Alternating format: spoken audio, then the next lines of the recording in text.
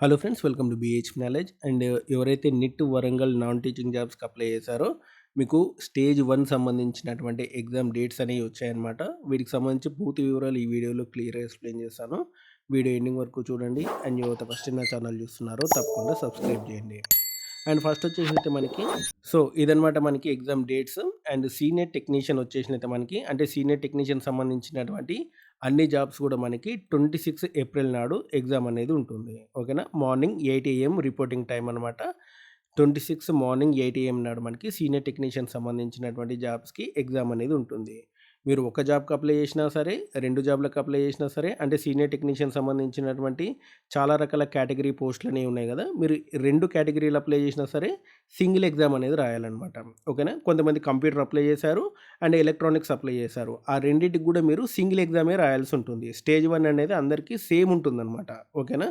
Stage 1లో మీకు subject knowledge అనేది ఉండదు. స్టేజ్ 1లో మీకు సిమిలర్ ఎగ్జామ్ అనేది ఉంటుందనమాట. ఓకేనా. ఒకే సిలబస్ అనేది ఉంటుంది. కాబట్టి మీరు ఒకటికి అప్లై చేసినా, రెండిటికి అప్లై చేసినా అంటే computer science and electronics apply చేసినా సరే రెండిటికి కూడా కలిపి ఒకే సింగిల్ ఎగ్జామ్ అనేది కండక్ట్ చేస్తారు. అందులో వచ్చిన మార్కుల ఆధారంగానే మిమ్మల్ని ఆ 2 పోస్టులకు కూడా షార్ట్ లిస్ట్ అనేది చేస్తారనమాట. అందులో వచ్చిన మార్కుల ఆధారంగా మిమ్మల్ని కంప్యూటర్ సంబంధించినటువంటి పోస్ట్‌కి షార్ట్ లిస్ట్ చేస్తారు. అండ్ ఆ తర్వాత ఎలక్ట్రానిక్స్ సంబంధించినటువంటి పోస్ట్‌కి కూడా షార్ట్ లిస్ట్ అనేది చేస్తారు. ఆ సింగిల్ ఎగ్జామ్ ఆధారంగా. ఓకేనా. అదే రకంగా టెక్నికల్ అసిస్టెంట్ కూడా. టెక్నికల్ అసిస్టెంట్ వచ్చేసినైతే మనకి 26 ఏప్రిల్ మధ్యాహ్నం ఉందనమాట. 1 PMకి ఎగ్జామ్ అనేది ఉంది. ఓకేనా. ఈ రెండిటికి మాత్రమే మీరు ఒకసారి చూసుకోవాలి. టెక్నీషియన్ కూడా. టెక్నీషియన్ సంబంధించి కూడా మనకి చాలా రకాల కేటగిరీ పోస్టులనేవి ఉన్నాయి. వాటన్నిటికి కూడా సింగిల్ ఎగ్జామ్ అనేది ఉంటుంది. ఆ వచ్చిన మార్కుల ఆధారంగానే మీకు ఒక పోస్ట్ అయినా సరే, 2 పోస్టులైనా, 3 పోస్టులైనా వాటికి సంబంధించినటువంటి షార్ట్ లిస్ట్ అనేది చేస్తారు. ఎందుకంటే మీకు స్టేజ్ 1 అనేది సిమిలర్ సిలబస్ అనేది ఉంది. సిమిలర్ ఎగ్జామ్ ప్యాటర్న్ అనేది ఉందనమాట. ఓకే. అండ్ ఆ తర్వాత జూనియర్ అసిస్టెంట్ అనమాట.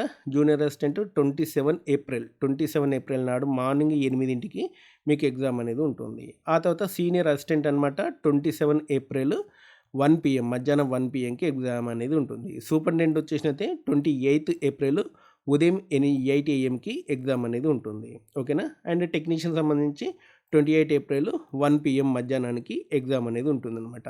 ఇది స్టేజ్ 1 సంబంధించి. స్టేజ్ 1 నుంచి స్టేజ్ 2కి 10 మెంబర్స్‌ని సెలెక్ట్ చేస్తారు. ఒక్కో వేకెన్సీకి సంబంధించి 10 మెంబర్స్‌ని సెలెక్ట్ చేస్తారనమాట. టాప్‌లో ఎవరైతే 10 మెంబర్స్ ఉంటారో కేటగిరీ వైజు, పోస్ట్ వైజు మిమ్మల్ని 1:10 నిష్పత్తిలో స్టేజ్ 2కి సెలెక్ట్ చేయడం అనేది జరుగుతుందనమాట.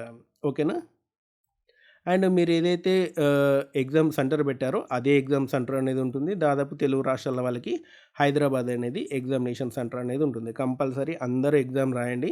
ఎందుకంటే చాలా తక్కువ మంది అప్లై చేశారు. చాలా తక్కువ కాంపిటీషన్ అనేది ఉంది. కాబట్టి మీకు జాబ్ వచ్చే అవకాశాలు అనేవి ఉంటాయి.